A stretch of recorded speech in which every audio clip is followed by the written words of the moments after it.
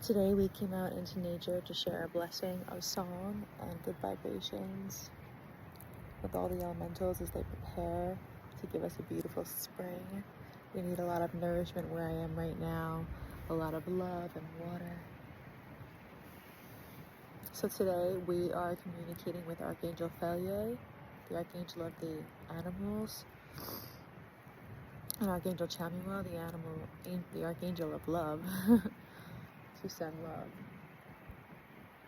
And also the water dragons to send water and nourishment.